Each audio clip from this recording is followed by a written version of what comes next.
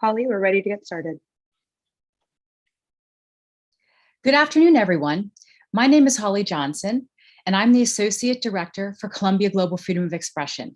It's my great pleasure to welcome our attendees and our distinguished panel to today's event, the recent case of Janeth Bedoya Lima versus Colombia, the emblematic case of international law in the fight against impunity for crimes against female journalists and its global impact. As the title suggests, the decades-long case of Janeth Bedoya resulted in a historic ruling by the Inter-American Court of Human Rights. The court acknowledged the dangers that female journalists face in their line of work, and for the first time ever, recognized the use of sexual violence as a tool to silence and control these women. With this context in mind, our discussion will focus on the greater global impact of this ruling and what it could mean for the protection and safety of journalists. Unfortunately, our original moderator, Catalina Botero, could not make it today, but I'm honored to step in for her for today's conversation, and I now have the pleasure of introducing our esteemed group of experts. First, we will be joined by Janeth Bedoya Lima. She's an award-winning Colombian journalist who, as part of retaliatory action against her work, was abducted by paramilitaries in May 2000 and again in August of 2003. However, she never stopped writing courageous stories and demanding justice for her case. In 2001, she was awarded the Courage in Journalism Award of the International Women's Media Foundation. In 2020, she also won the Golden Pen of Freedom Award from the World Association of Newspapers and News Publishers, as well as the UNESCO Guillermo Cano World Press Freedom Prize. Next, we will have Jonathan Bach.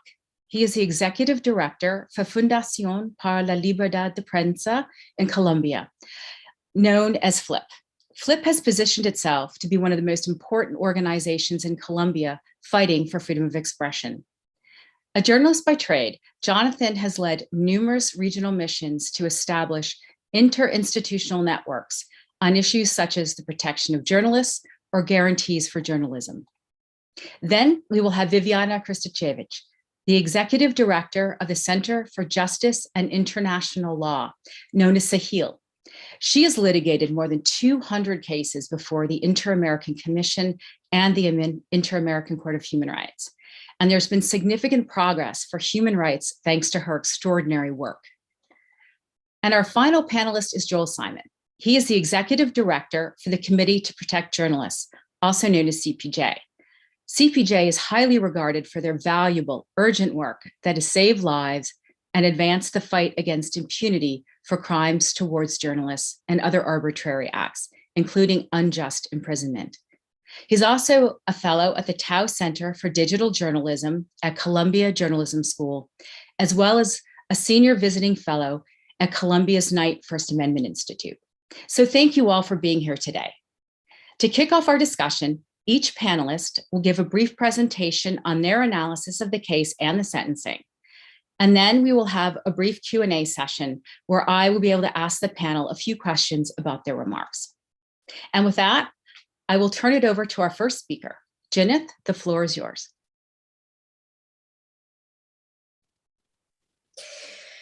Buenas tardes a todos, a todas.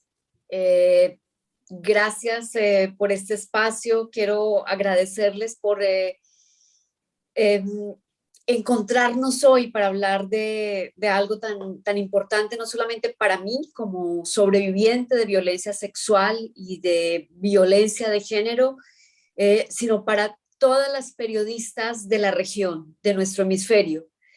La sentencia que acaba de emitir la Corte Interamericana de Derechos Humanos indudablemente es un antes y un después en la lucha por la defensa de los derechos de las mujeres que comunicamos.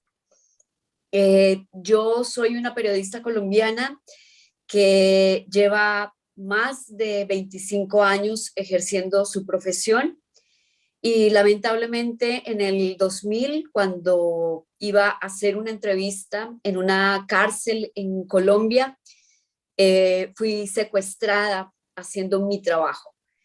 En medio del secuestro sufrí la tortura y el abuso sexual y tardé muchos años en entender que los periodistas también podemos ser víctimas.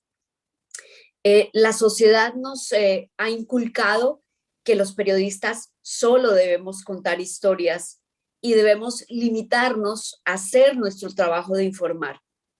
Pero nos han hecho olvidar que también tenemos afectación, que nuestro trabajo también nos genera riesgo y nos genera violencia.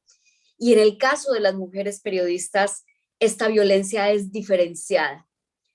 A las mujeres periodistas precisamente nos atacan en nuestra condición de género. Y hoy lo estamos viendo con mayor frecuencia en la violencia en línea. Lo que tienen que afrontar las mujeres periodistas cuando hacen sus reportajes o cuando presentan sus posiciones, cómo a través de las redes sociales están siendo víctimas de violencia, violencia que se centra en su condición de mujeres. Hoy lo vivimos en las redes sociales. Yo hace 21 años tuve que afrontarlo en mi cuerpo, en mi vida, y en todo el proceso de justicia que empecé a buscar para poder reivindicar no solamente mi dignidad, sino mi trabajo, mi postura como periodista. Buscar justicia tal vez es uno de los caminos más difíciles a los que nos enfrentamos quienes hemos sido víctimas de algún tipo de violencia. Y en mi caso, por el hecho de ser periodista, creo que eso influyó mucho para ser revictimizada una y otra vez. Mi refugio fue el periodismo y me reencontré con la vida nuevamente a través del periodismo, pero el camino para llegar a una sentencia fue muy largo. Y esta realmente es una justicia parcial, porque mi caso no fue escuchado en Colombia y tuvimos que llevarlo junto a la Fundación para la Libertad de Prensa y SEGIL a instancias internacionales. En Colombia no quisieron escucharme, tuve que recurrir a un tribunal internacional y hace un mes se emitió la sentencia después de 21 años. Y creo que esa sentencia nos deja una gran lección, no solamente para Colombia, sino para la región. Primero, lo difícil que es derribar la impunidad en el caso de crímenes contra periodistas y más en el caso de violencia contra periodistas mujeres. Segundo, el tener que seguir adelante con la vida documentando los casos de otras personas que han afrontado lo mismo que uno ha tenido que afrontar y separar ese dolor, llevar esa carga con todo el silencio y seguir siendo una periodista que intenta informar, transmitir, comunicar de la forma más objetiva posible. Y tercero, encontrarse en el camino que siguen quedando atrás decenas de mujeres que comunican que lamentablemente no pueden acceder a esa justicia. La sentencia de la Corte Interamericana también sienta un precedente muy importante en el tema de violencia sexual.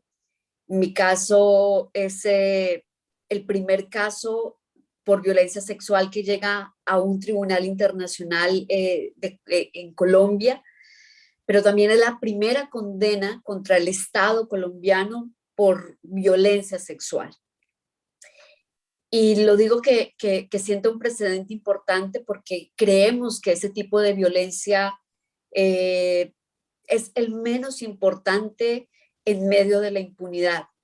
Y realmente la violencia sexual es capaz de destruir no solamente a una persona, sino a todo un entorno, a todo un grupo social.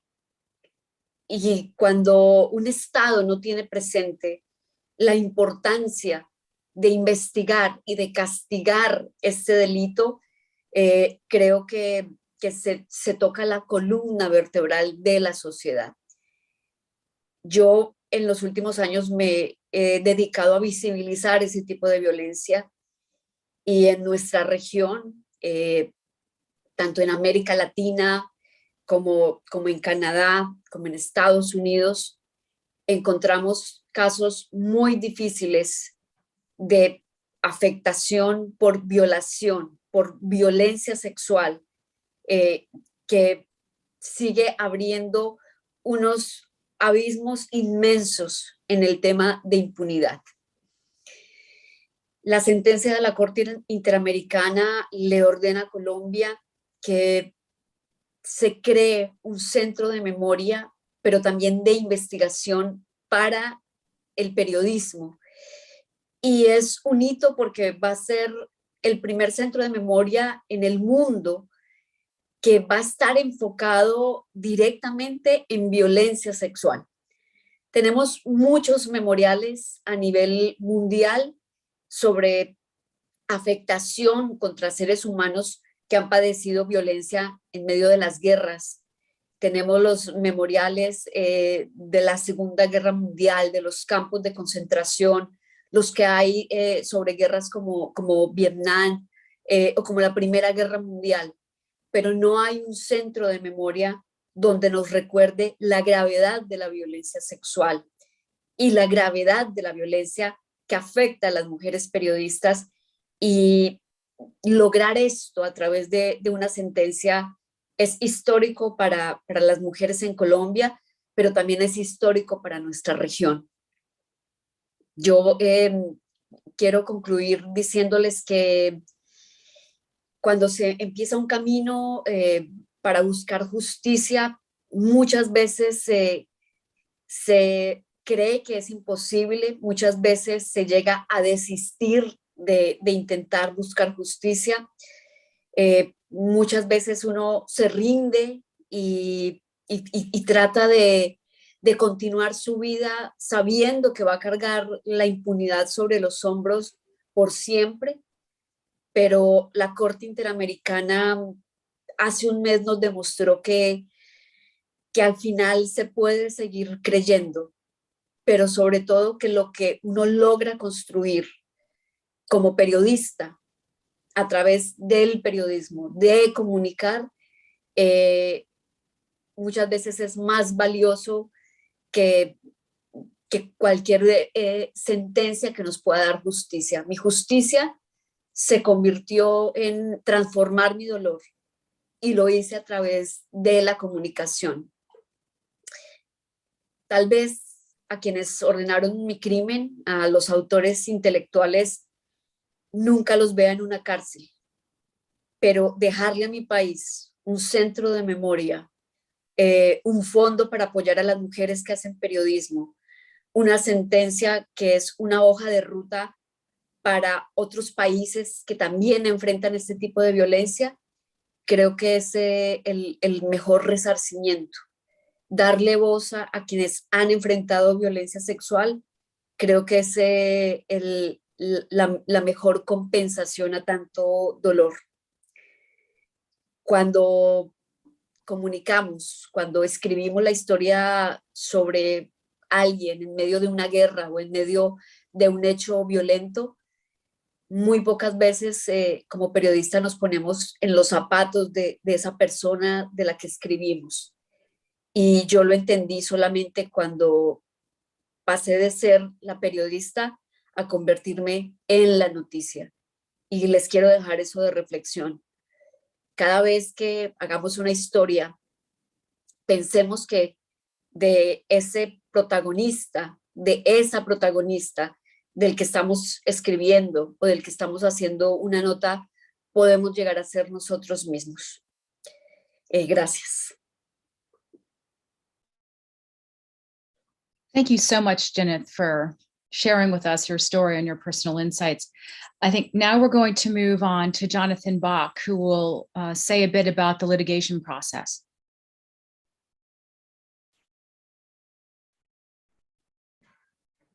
Muchas gracias, Holly, muchas gracias a Joel, a Columbia y por supuesto un saludo a Viviana y a Ginette por este espacio para poder también como reflexionar sobre lo que ha significado, pues por supuesto la sentencia, pero también todo el proceso. Yo quisiera hablar de 3 obstáculos que creo que pueden resumir de alguna manera lo que significaron todos estos 20 años de esta lucha que ha liderado Ginette. El primero es enfrentarse a una narrativa y a un discurso estatal, ¿no?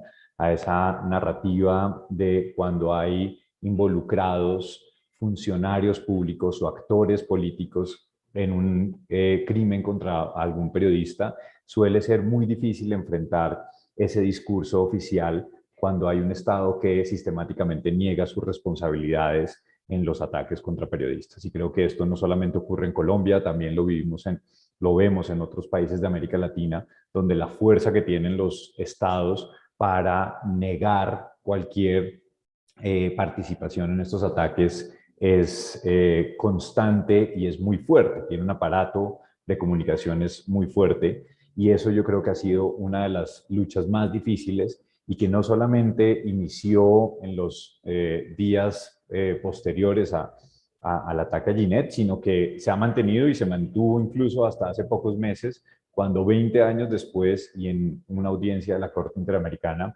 el Estado se paró de la mesa, recusó a los jueces y seguía manteniendo su negativa de cualquier responsabilidad en este ataque. Y esto ha sido así en muchísimos de los casos. En Colombia han sido asesinados 163 periodistas en los últimos 35 años. Ha sido uno de los países más violentos para ejercer el periodismo y el Estado sigue sin querer mirarse al espejo y sin querer reconocer su responsabilidad en estos crímenes, y creo que enfrentarse a esa narrativa es muy difícil. Un segundo obstáculo yo mencionaría es, por supuesto, las dificultades de acceso a la justicia, ¿no? Y el papel de la Fiscalía y el papel que tienen las diferentes entidades que han estado involucradas en todo este proceso, en el caso de Ginette. Y tiene que ver con cómo se encuentra uno o cómo se enfrenta uno y se estrella contra las barreras que ponen varias de las instituciones. Y ahí nos hemos encontrado con una barrera durante muchos años con la Fiscalía General de la Nación o con la Unidad Nacional de Protección, donde pareciera que cada vez es la primera vez que nos encontramos, ¿no? Es como que cada vez que hay un incendio se quiere apagar como si fuera la primera vez, y eso es lo que nos encontramos sistemáticamente, y las reuniones que hemos tenido con varios de los funcionarios pues vuelven a ser un proceso difícil, revictimizante para Ginette, que tiene una serie de obstáculos constantes y que no avanza, y que en un mundo al revés siempre son las instituciones las que le piden o a los periodistas o a la sociedad civil entregar información sobre el proceso y que seamos prácticamente nosotros los responsables de reconstruir. Y así ha sucedido en este caso y sucedió durante mucho tiempo, donde esa carga y esa responsabilidad se ponía sobre o los hombros de Ginette o sobre los hombros de las organizaciones que la acompañábamos. Entonces creo que ahí no solamente mencionar esos obstáculos, sino que es importante en la dirección de la decisión de la Corte que la sociedad civil y que los funcionarios también, exigirle a los funcionarios una mayor responsabilidad en cómo poder evitar esos problemas sistemáticos que se van enfrentando. Creo que ahí capacitación a funcionarios, creo que tener más capacidad también de que comprendan mejor el contexto y las agresiones de las que son víctimas los periodistas y sobre todo las periodistas mujeres es fundamental. Porque como lo ha dicho Ginette, pues en el caso de ella tuvo que rendir hasta 13 veces la declaración ante la Fiscalía, lo que eso supone no solamente la revictimización, sino pues el desamparo total de estar diciendo, pero esta gente no está haciendo su trabajo, ¿no? Y creo que eso es muy importante reiterarlo porque ha sido un obstáculo que termina siendo también, termina generando que se pierda cualquier esperanza de acceder a justicia. Y pues un tercer obstáculo que viene sumado de estos dos tiene que ver con la impunidad y tiene que ver con cómo ante la falta de diligencias y ante la falta de avances y de técnicas de investigación que estén bien coordinadas y que estén dirigidas a avanzar en conocer lo que sucedió y identificar los responsables, pues se va construyendo este halo de impunidad que no solamente genera la ausencia de justicia, sino que también va sembrando en la ciudadanía y en la gente una imagen que va creando dudas sobre ese caso, sobre ese proceso, y creo que eso es muy difícil de superar, y solamente realmente en luchas tan emblemáticas y tan grandiosas como la que ha realizado Ginette durante tanto tiempo, pues es donde al final se llega a conseguir algo de justicia. Pero todo ese proceso de 20 años, todo lo que ha significado eso, pues termina siendo muy difícil. Y creo que eso es lo que señala también la Corte al final en su sentencia cuando dice que tantos años de impunidad no solamente muestran esa falta de justicia, sino que terminan generando tortura, ¿no? Como un acto de tortura frente a los periodistas que tienen que defenderse constantemente y que tienen que tomar su caso y a nivel individual liberar esas luchas. Entonces, creo que esos son los tres obstáculos que hemos tenido que superar en este caso y que, como mencionaba, y como dice también Ginette, pues esto en este caso es la lucha individual de ella que termina en un triunfo colectivo, pero que esos mismos obstáculos son los que tienen que enfrentar de centenares de periodistas que sufren agresiones por hacer su trabajo y por tener su compromiso con la democracia de poder investigar y denunciar.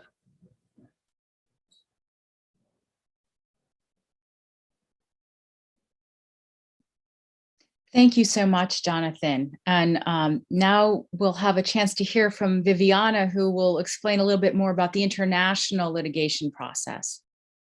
Well, thank you very much. I think it's wonderful for me to be here and to share with this distinguished group of academics and journalists committed to social change. And I hope that you're all well and safe. As Ginette and Jonathan described it, international litigation can be at times a very technical and disheartening process. We are faced not only with a very difficult litigation surrounded by a lot of sorrow, but also the unnecessary sadness of seeing the state obstruct justice at different junctures. So I'm actually very happy to say that now we have the opportunity to share some joy, which is not what we do every day, because the judgment rendered by the Inter-American Court on Human Rights really was a vindication of Ginette's fight for truth and accountability and non-repetition for the gross violations suffered by herself, but also by thousands of women victims of sexual violence in Colombia, and also hundreds of journalists. And this is not something that happened by chance. It was the decision that Ginette took of litigating her case, taking into account those patterns of violence and making her case the path and a tool to change the social realities, the injustices that Colombia put on the shoulders of so many women and so many journalists. There were thousands of pages of documentations and testimonies and expert witnesses and long hours and moments of of fear and threats in the process.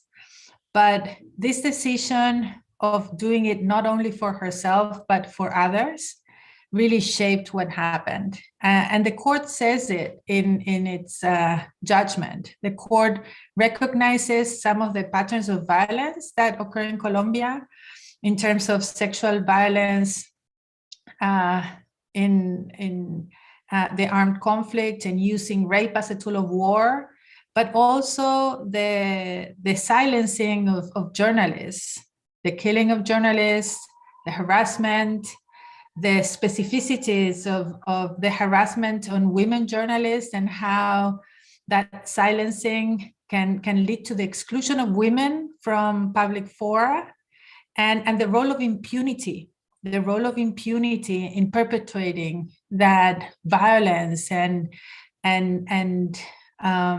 eliminating the voices of women from the public debate. And so the Inter-American Court went on to develop its own jurisprudence on gender-based violence and on freedom of expression. And I just want to underscore that the court talks specifically about the chilling effect that the facts of this case had, that went beyond the impact that it had on Ginette Bedoya. And it talks about the impact on society, the impact on public discourse. And it takes some of the words of Catalina Botero, who was an expert witness, saying that silencing women journalists silences as well the stories that women journalists tell. And the court gives guidance on how to investigate these crimes and the importance of doing it. It talks about how the states have a heightened scrutiny in the due diligence obligations that they have for the investigation of these types of crimes, based on the importance of protecting journalists and also understanding the situation of women that are victims of violence. And it gives specific a roadmap on what the state has to do in investigating the threats that Ginette has suffered before her kidnapping and rape and after her kidnapping, as well as trying to move forward with the criminal justice process so that those that gave the orders, the state agents that are behind these crimes, are prosecuted and punished. And one of the reasons why this judgment gives us a lot of joy and is so outstanding is that because the Inter-American Court found that there were these structural violations of human rights, these patterns of harassment, violence, and impunity, the Inter-American Tribunal took the unprecedented step of ordering very generous reparations on behalf of not only Ginette, but all women and all journalists in Colombia. So establishing that there should be a space of memory, a site of conscience devoted to women victims of sexual violence in the conflict in Colombia, is truly an order that will hopefully change the narrative, the perception, but also the response to women that were victims of sexual violence. And also it will give a space for research and understanding and changing practices and patterns of violence, and enabling journalists and female journalists to thrive. The court orders investigations, it orders trainings, changes in policies. So we're very, very happy and hopeful after so many years of litigating. And we hope that we can count on you and and the experts that you have access to and the community to accompany Ginette in what is now a joyous path of her long quest for truth and accountability. And I thank Ginette for what she has done. It's really has changed the history of her country. So.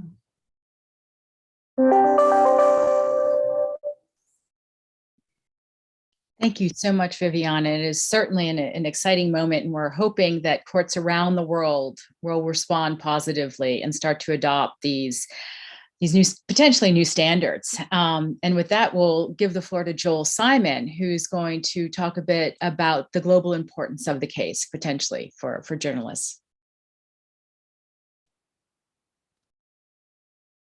I'm muted. Okay. I'm good to go. I'm unmuted. Thank you so much, Holly and Jonathan, Viviana. So wonderful to see you, but Ginette, especially for me, this is such a wonderful moment to see a smile on your face, to see you achieve a modicum of justice, to see your fight vindicated. This is just a day that I hoped would come, but frankly, was not confident we would ever see. I think what I want to do, I mean, one of the great advantages of going last is that the important points have already been made. So hopefully I can be brief and save some time for questions, because I know there will be many. But I do think it's important to note the following, because as Ginette mentioned when we began this call, you know, we got to know each other 20 years ago in a very different context. And the nature of the crime committed against her was intended to stigmatize her, to silence her, to make it impossible for her, because it was so horrific and horrible, for her to ever discuss it publicly. And it took an absolute, and I think it's very important for people who are, you know, there's so many women now who are willing to come forward in a different, it's a different moment, and talk publicly about being a victim of sexualized violence. But when Ginette did this, you know, 20 years ago, it was immensely difficult. It was unheard of. It was groundbreaking.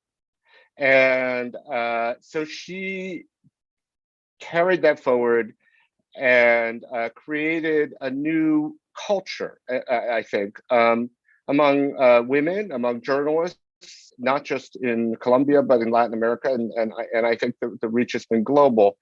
In 2011, CPJ, our editor, Lauren Wolf, did a report called The Silencing Crime. And it was hugely complicated, because many women who've been victims of sexualized violence obviously, you know, felt stigmatized and didn't want to talk about their experience, but they decided they would be willing to do so in order to bring attention. And more women subsequently have begun talking about this. And I think that the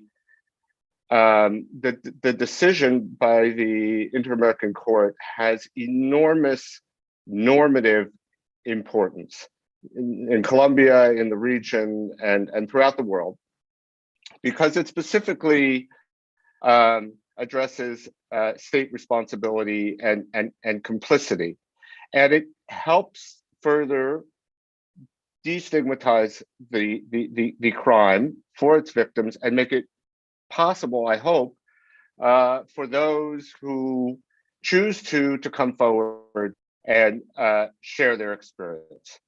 That being said, I think that Ginette also put her finger on a new challenge that it's not new, but it's one that has emerged in the 20 years since Ginette first went public, which is the the ability of those who seek to silence criticism and critical media to exploit information technologies to harass journalists, and particularly female journalists, into silence.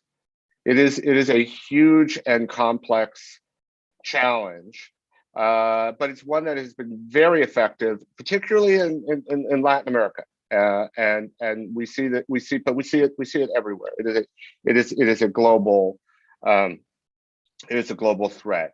It's also worth noting that, you know, that the data, global data, suggests that we've made limited advances in the fight against impunity in the last 20 years. There's certainly more awareness, there's certainly more discussion, but the actual levels of impunity that we observe around the world, based on the data that CPJ compiles via our impunity index, suggests that progress has been slow, and certainly that needs to change.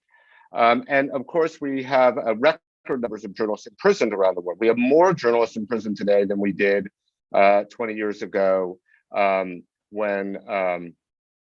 Hinet came forward and began her quest for justice.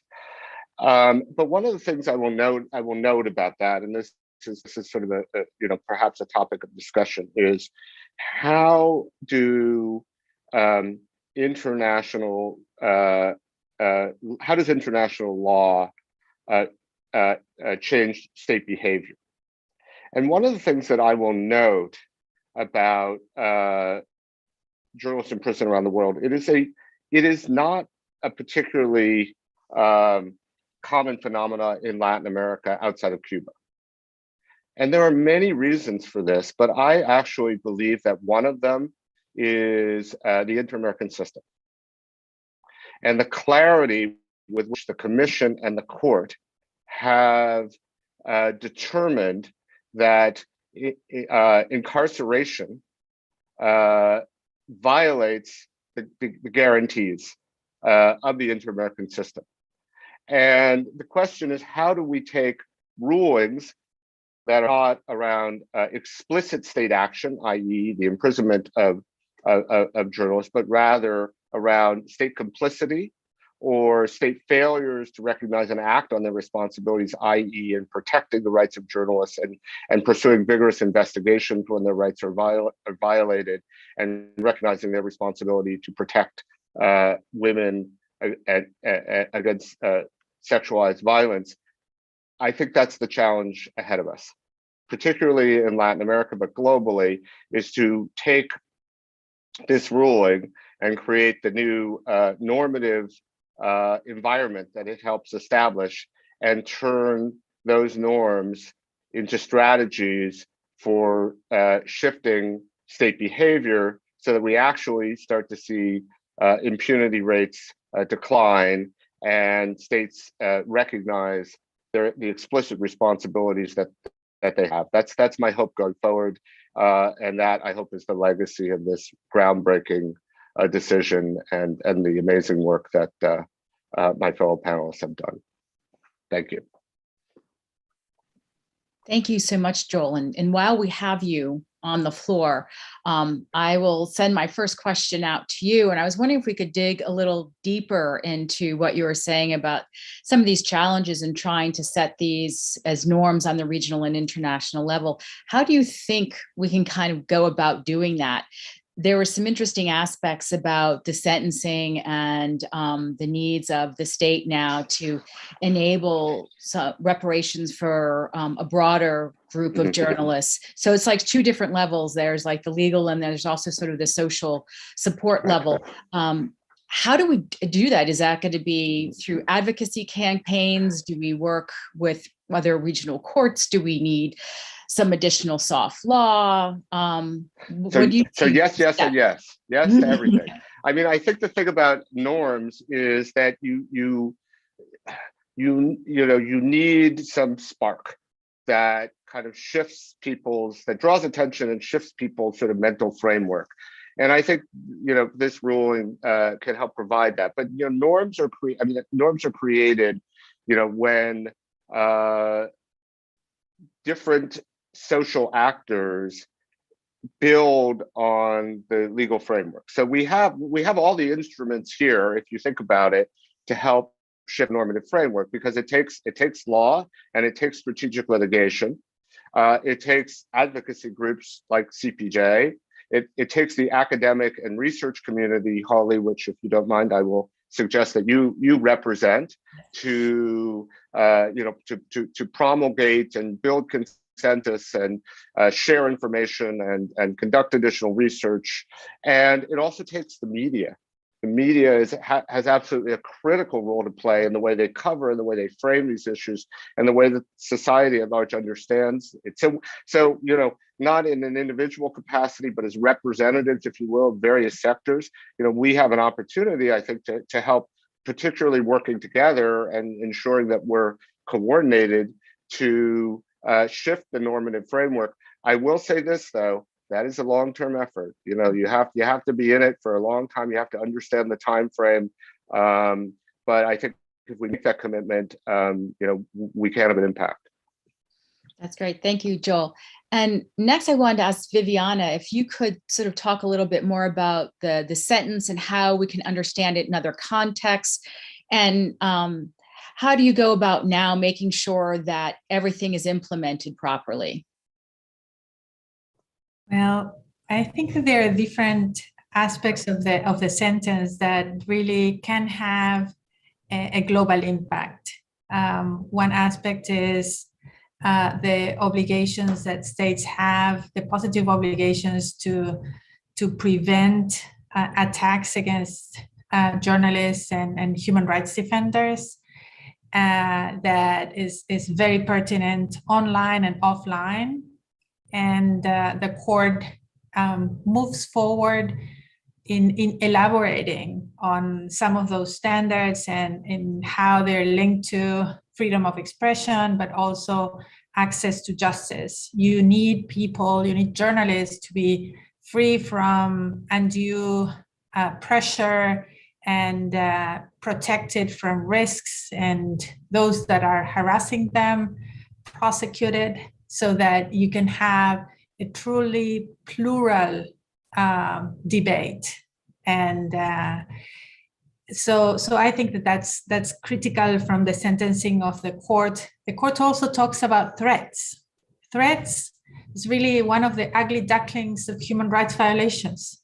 So many journalists, so many human rights defenders and judges and prosecutors live under and work under threats online, threats offline, and sometimes they naturalize them because, well, it comes with the work that we do, and so we have to bear the burden of the investigations that we do, but it's unacceptable. And the court says that uninvestigated threats, and sometimes threats themselves, can be inhuman treatment and torture. And that triggers a whole different set of norms, international norms, that should come to play in terms of responding to threats. And this is also very important for female journalists, as Joel was saying, because so many women are being threatened online and offline, and they decide to not cover certain issues, not to go certain places because of the consequences that those threats can have to their reputation, to their lives, and to their ability to work. And in terms of implementing the judgment, I think talking about it and accompanying Ginette in this part of her path in the pursuit of justice is probably going to be critical, because some of the initiatives that the state has to undertake, the state has to undertake it in consultation with Ginette and with FLIP and the Freedom of Expression organization that Jonathan represents. And so they will have to reach out to experts and I don't know, the wealth of knowledge of the international community and people in different contexts to come up with the trainings and the research and the exhibits and the documentaries that need to be produced because of what the court ordered. And I think in that process, in that lab that will be created, in that site of memory, we're also going to learn. We're going to learn for the world. We're going to learn for Colombia, hopefully, and help change some of these patterns, but we're also going to learn for the world. So I hope that you and your colleagues keep engaged in this process. Thank you so much. Jonathan, I was wondering if you could maybe pick up on some of these issues that have been raised, specifically about the threats and how violence is moving into the online world. And from your perspective of working in strategic litigation, are you starting to see courts defining better when a threat becomes something that is really actionable and can be well defined and then moves to a different level? How do you see your approach shifting over the last decade in addressing these types of issues?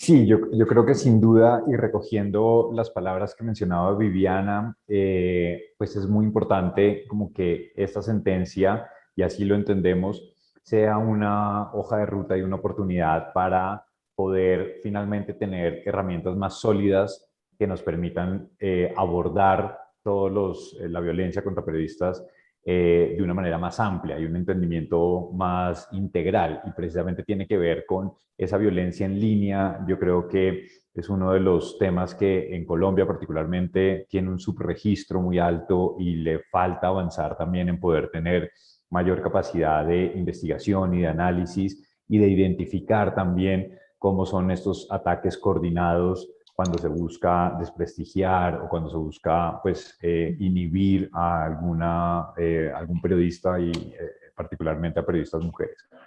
Creo que las Cortes, y sobre todo la Corte Constitucional en Colombia, ha tenido unos fallos importantes también, particularmente uno que sucedió este año, que obliga a un medio de comunicación a incorporar protocolos y diagnósticos de violencia sexual, ¿sí? De vulnerabilidad para que se identifique mejor en las salas de redacción y en los medios de comunicación dónde puede haber posibles vulnerabilidades y dónde es importante implementar nuevas herramientas para de manera diferenciada atacar los posibles riesgos que tengan las periodistas mujeres. Y creo que eso es muy importante, ¿no? Que los medios de comunicación hagan parte de esta conversación, por supuesto es fundamental, y así ha sido como lo hemos entendido desde la FLIP, pero creo que aquí pues van a una velocidad más lenta de lo que uno desearía,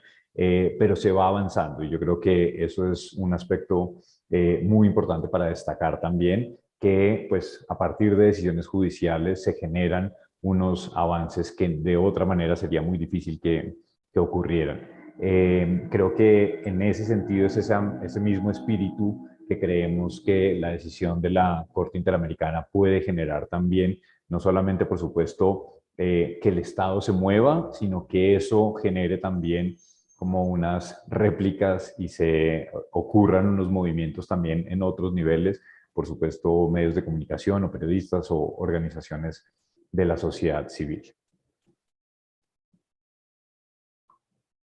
Great. Thank you so much. And now I'd love to hear from Gineth. After everything that you've been through, and at this important moment, what message would you like to give to those who are watching this event?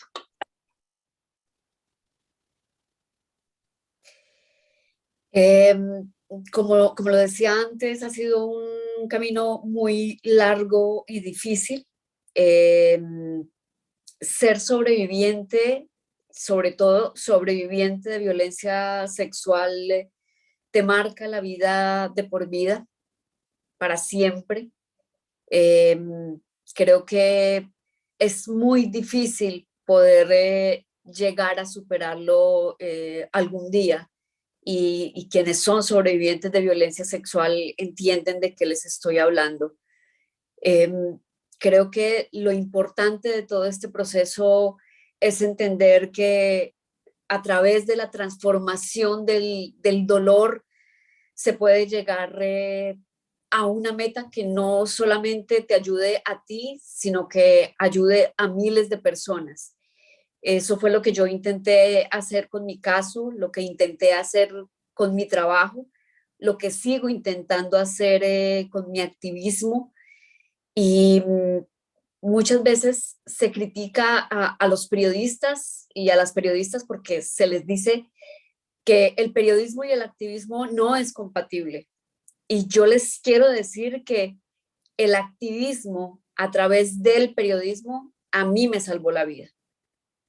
Y le ha salvado la vida a miles de personas que se ven representadas con lo que yo digo, con lo que visibilizo y con lo que hago a través de la campaña No es hora de callar. Sigámoslo haciendo. Creo que no hay satisfacción más grande desde el periodismo que poder darle voz a otras personas, que poder visibilizar el proceso de comunidades y de personas que han afrontado violencia. Y eso también se hace a través del litigio, a través de buscar romper la impunidad, a través de un proceso tan largo de justicia que al final puede dejarle algo de resarcimiento colectivo a un país. Vale la pena hacerlo. Y para los periodistas que me están escuchando, les repito, piensen primero en la responsabilidad social que tienen en ese poder de comunicar, porque eso puede transformar vidas, eso puede salvar vidas. Y más allá de mirar solo la impunidad de nuestros casos, creo que tenemos que fijarnos y mentalizar muy bien la responsabilidad social que tenemos en el poder de la comunicación. Y a mí, les repito, el periodismo me salvó la vida y sé que podemos transformar la vida de muchas personas a través de nuestro trabajo. Thank you so much for your courage and your inspirational path. And I think we all look forward to working with you after this momentous decision to making sure that this spreads around the world to the best level possible in light of current global challenges. But it is a glimmer of hope. And so thank you. So with those closing remarks, I think our conversation has come to a close. We're running out of time, unfortunately, but I want to thank again our panelists and our attendees for tuning in for this important discussion. And we invite everyone to continue reading more about the case and the sentencing online. The Global Freedom of Expression database has an analysis of it, which we're going to be posting this week. And please stay tuned for future events with Columbia Global Freedom of Expression. And we hope to see you all again soon. Thank you.